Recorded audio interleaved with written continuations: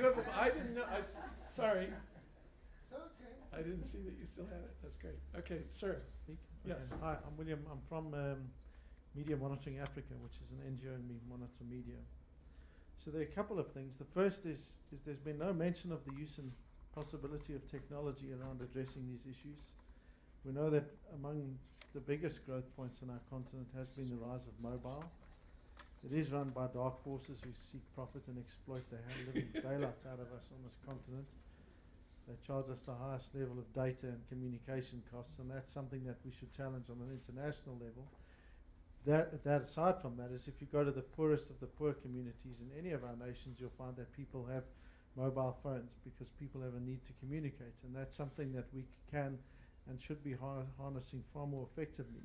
But it's also the rise of social media in that whether they want to or not, governments can try and restrict these things, but people will get access to Facebook and whatever else. And where you find a mobile phone, you'll find a geek, and they'll be able to start to use that and really start to make sure that their voices get heard, but only if it starts to be organized.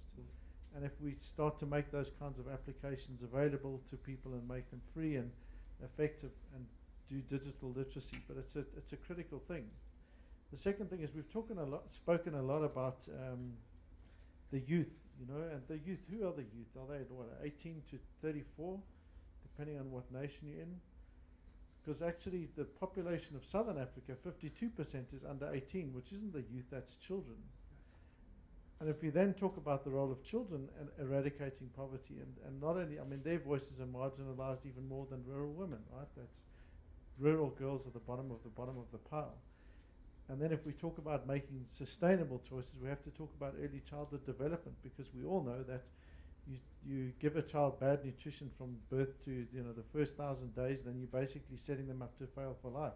And I don't think we've emphasized that sufficiently in these discussions, but certainly technology and media and children, not just the youth, but children, and particularly early childhood development. Thanks. Great, thank you, Pete. And thank you, William. Yes, sir.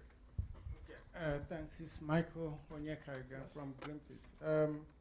I think, again, I'm really happy we are looking at this, and I'm really touched at the strategy, the epicenter, especially something music, very close to my heart, is that you start off and you have an exit strategy. You're not planning to be in this village in Ghana for 4 decades, like a lot of us do. And that's why I keep talking about handing things over and working out an exit strategy.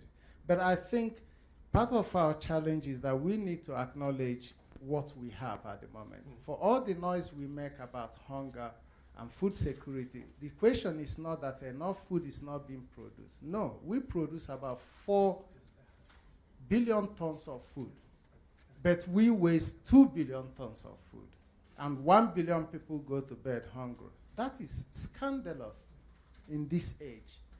Secondly, we have a broken food system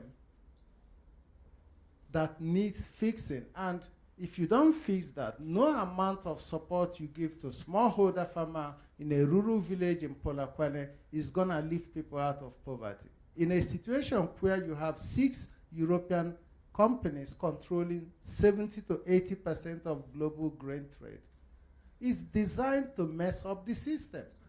And when I lived in East Africa, I drive from Nairobi to Mombasa, and I see all these poor smallholder farmers with big stacks of potato and tomato on the side of the road trying to sell it. And I know in 2 days those things will rot, And then you expect them to go back and try to farm and harvest. So we have a broken system exacerbated by so-called briefcase experts.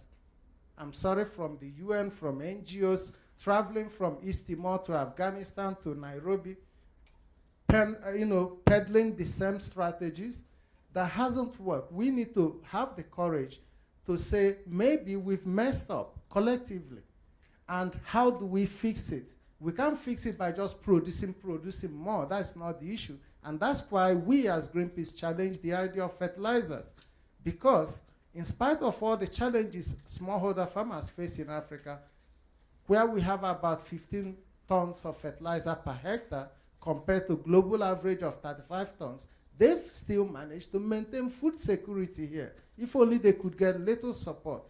So it's not production that is the issue, it's the whole value chain. Lastly, we need to find a way to make agriculture sexy, so that if we say by 2040, 65% of the population in this continent will be young people, how do we get these young people to love agriculture? At the moment, only 3% of all Africans in tertiary institutions are studying agriculture or agricultural related issues. How do you, so we have big problems that need more than just food production to solve. That's just what I want to put out there. Thanks. Thank you, Mike. Okay, so let me check the watch here. I think we're coming to. Oh, yes, sir. I thought there were questions that we needed to respond to. Yes, please. So I think we will respond to the questions together, adding the first one that I want to start with is the issues of financing African plans. I think that is true, but I do think that that idea has also ran in the minds of the African leaders. I think that in the last summit, they did approve a resource mobilization strategy. And I think the African Foundation was one of, but it's a very broad in terms of the recommendation. I do think that they are still considering those recommendations, approving them maybe one by one as they become comfortable. So it's an issue that the African leaders are already looking at. I also happened to be at the SADC Extraordinary Summit in the end of April in Zimbabwe.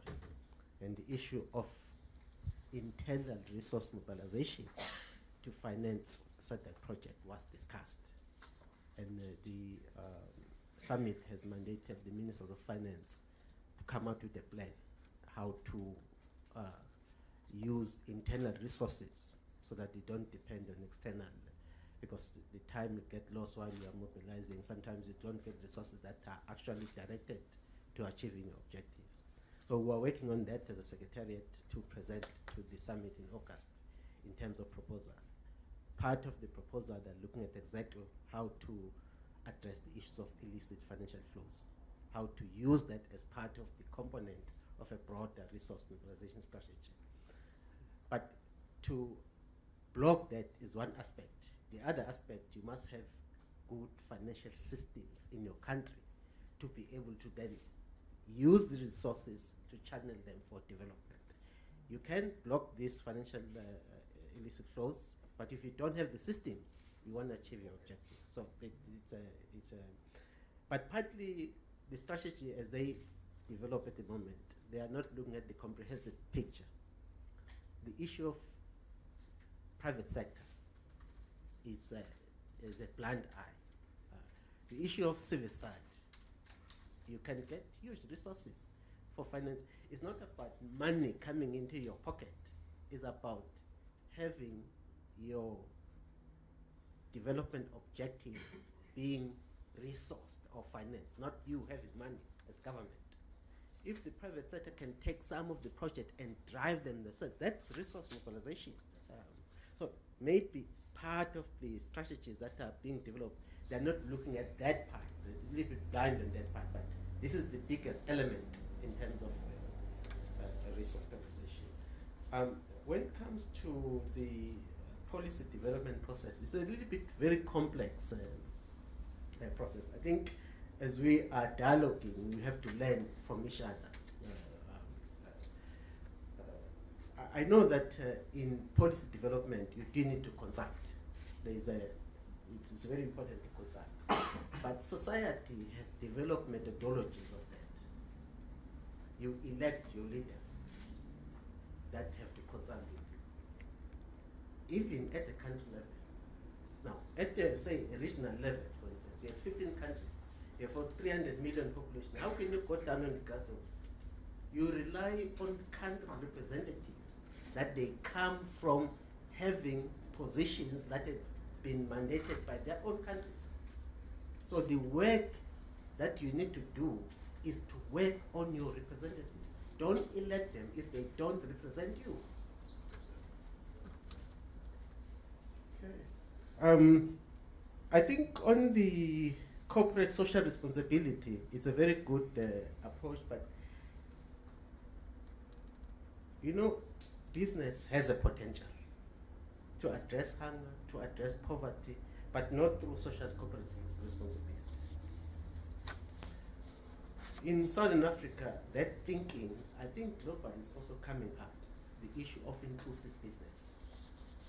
How can business work in a different model in such a way that as it work achieving its objective, primary objective, without which it's not going to be sustainable? They have to make profit. That's what they are here for. But how can you work in such a way that your way of doing business is inclusive? That people, the community where you work around, they are part of your business. Part of you. If in fact you even make more money if you approach. And some companies are already doing that, not only in South Africa, but in South Africa they're already doing it. I think Tiger Brand is probably doing that. That model of inclusive business, but it's still a drop in the ocean. You need to get a critical mass. Once you do that, you will be able to have a sustaining solution to addressing the issue of poverty. Thank you. Okay, we're actually out of time, but I think that several people have done a summing up for us. There's a real call to action in two major areas that we've heard from everyone, and that is partnership, and that takes work. We're going to have to really work to create the kinds of partnerships and alliances that we've heard really everyone from every sector calling for. And I'm personally excited about that. I know in my meetings with other civil society groups here, there's a lot of excitement about that. Something new we also heard today is really this issue of not only citizen mobilization, but citizen knowledge of the policies at every stage and at every level, so that the women, the youth, know what the policies are, how they can plug into them, how we can build those platforms for holding government to account for those policies has to start with that kind of knowledge, and platforms for everyone. And that's a big piece of work that I know that the Hunger Project and lots of groups here, and I can only assume other sectors are working in that area too. And then the other major theme we heard over and over again is developing Africa with Africa's resources. The first of which is people who have felt not fully included, their power, their voice, their action, but the enormous amount of material and intellectual power and resources available in Africa are just a huge resource that we all need to mobilize together. So I want to thank everyone for their perspectives. If you want to review all this, it'll be on YouTube. And well, that's one use, William, that will make of the technology right away. I very much want to thank everyone for their comments, their thoughts. If you have more, you can email them to us. You have our information on the brochure. You've met our Vice President for Africa and our President and CEO.